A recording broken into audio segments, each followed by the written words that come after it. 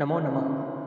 मैं नरेंद्र कुमार पिटलिया, सहायक आचार्य संस्कृत, सेठ मथुरादास पिनानी, राजकीय माध्य विद्यालय नाथद्वारा। आज हम ऋग्वेदिक सूक्त में वाक सूक्त, जिनकी देवी के रूप में आराधना की गई है, उस पर चर्चा करेंगे। वाक सूक्त ऋग्वेद के 10वें मंडल का 125वां सूक्त है। वाक सूक्त के ऋषि वागंभरणी है, देवता वाक देवी है। इसमें छंद त्रिष्टुप है तथा इसके दूसरे मंत्र में जगती छंद है और इसमें कुल 8 मंत्र प्राप्त होते हैं, जिनमें त्रिष्टुप छंद में यह निबद्ध है। वाक सूक्त की गणना आध्यात्मिक सूक्तों के अंतर्गत की जाती है। इस सूक्त की ऋषि अंभरण ऋषि की पुत्री वाक देवी है। इस सूक्त की ऋषि वागंभरणी देवता वाक देवी है। इस सूक्त के देवता वाक या इन्हें परमात्मा भी कहा जाता है। इस सूक्त में कुल 8 मंत्र हैं। इस सूक्त में कुल 7 मंत्रों में त्रिष्टुप छंद में यह निबद्ध है और दूसरे मंत्र जो है वह जगती छंद में है। वाक परमेश्वरी शक्ति है, उसको ब्रह्मा की शब्दात्मिका शक्ति मानना अनुचित नहीं होगा। यह सब देवताओं की प्रेरक है, उनकी कर्तव्य पालन में यह वाक देवी सहायक होती है। वाक और ब्रह्मा का एक ही रूप माना गया है। वाक देवी अपने तेज से अपने भक्त को ऋषि, ब्राह्मण अथवा विद्वान बना देती है। यह सूक्त अहम ब्रह्म अस्मि इस दार्शनिक सिद्धांत का बीजभूत है।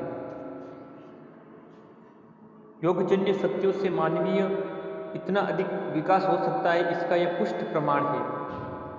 सायण आदि में ब्रह्मा से साक्षात्कार पूर्वक तादात्म्य स्थापित कर लेने वाली अम्भरण दुहिता वाक नामनी ऋषि कृत्या द्वारा स्वरूप ब्रह्मा का स्तवन या स्वीकार किया है। वाक देवी के स्वरूप को देखते हैं। पहला पॉइंट आता है इसमें ब्रह्म स्वरूप तत्व, यानी जो वाक देवी है वह ब्रह्म ज्ञानवती है, इसीलिए साक्षात्कार पूर्वक उससे तादात्म्य स्थापित कर लेने के कारण वह ब्रह्म स्वरूपा भी है। उसके स्वरूप पृथ्वी से भी परे हैं और द्युलोक से भी। वह अपने विराट रूप शरीर से दृश्यमान द्युलोक तक को आच्छादित कर देती है। दूसरा पॉइंट है इसमें सर्वप्रभुत्व। ब्रह्म रूपा होने के कारण वाक देवी संपूर्ण सृष्टि की एकमात्र स्वामिनी है। वह वायु के समान अबाध गति से तथा स्वेच्छापूर्वक परिवर्तित होती है। वह जिसे चाहती है उसे बलशाली, ब्रह्मतेज, तपशील और मेधावी बना देती है। फिर है सर्व उत्पादक तत्व। ब्रह्मा से ही संपूर्ण सृष्टि की उत्पत्ति होती है।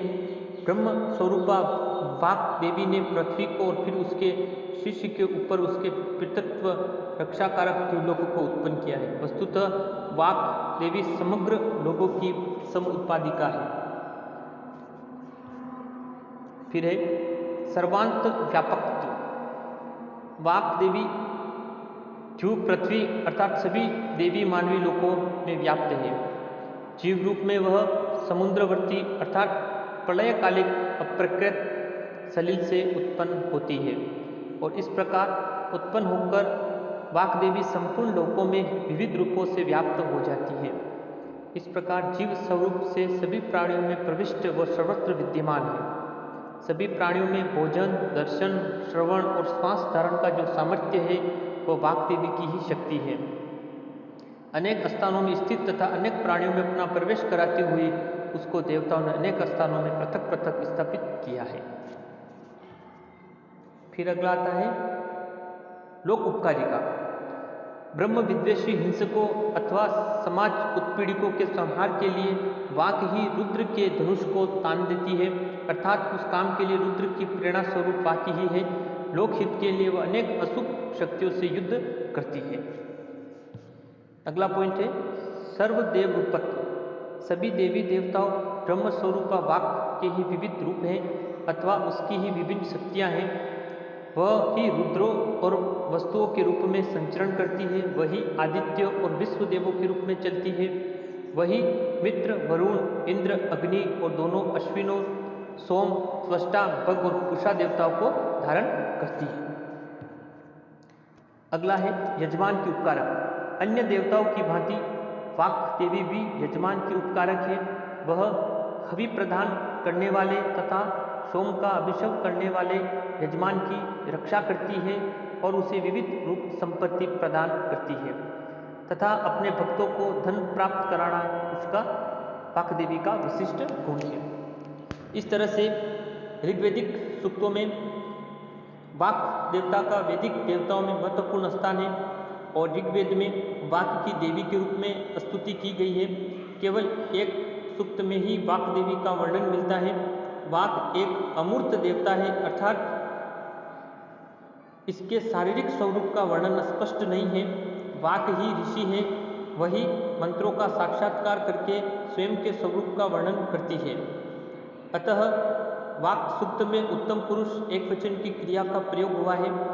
यह वाक जगत की स्वामिनी है, यज्ञ करने वालों में यह प्रथमा है। यह ब्रह्मा को जानने वाली, सर्वत्र व्याप्त तथा सभी को स्वयं में व्याप्त करने वाली है तथा इसे देवताओं ने अनेक स्थान पर स्थापित किया है। वाक देवी अनेक कार्यों की संपादिका है।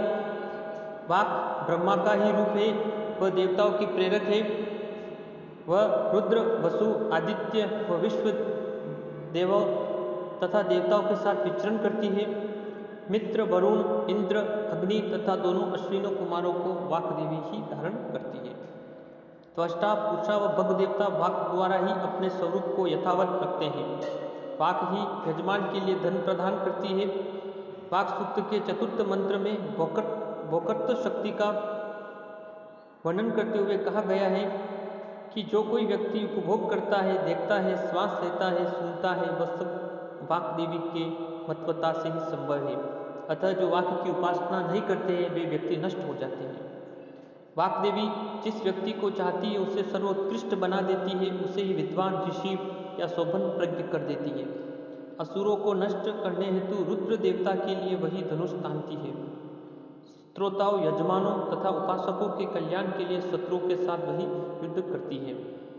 वाक देवी ही अपनी महिमा से द्युलोक और पृथ्वीलोक में व्याप्त है। वाक देवी विश्व की उत्पादिका तथा पालन करने वाली है। इसके पिता द्यु तथा इसका उत्पत्ति स्थल परमात्मा में है, वहीं से ये सभी लोकों में प्रविष्ट होकर विद्यमान है। वाक देवी सभी लोगों को गति प्रदान करती हुई वायु के समान विचरण करती है। इस प्रकार वाक देवी द्युलोक तथा पृथ्वीलोक से भी परे अपनी महिमा से ऐश्वर्यशालिनी हो गई है। इस तरह से आज हमने ऋग्वेदिक सूक्तों में वाक देवता के स्वरूप, उनके कार्य, उनकी विशेषताओं के बारे में अध्ययन किया। अगली वाली क्लास में अपन अन्य जो ऋग्वेदिक देवता है उनके बारे में जानकारी प्राप्त करेंगे। धन्यवाद।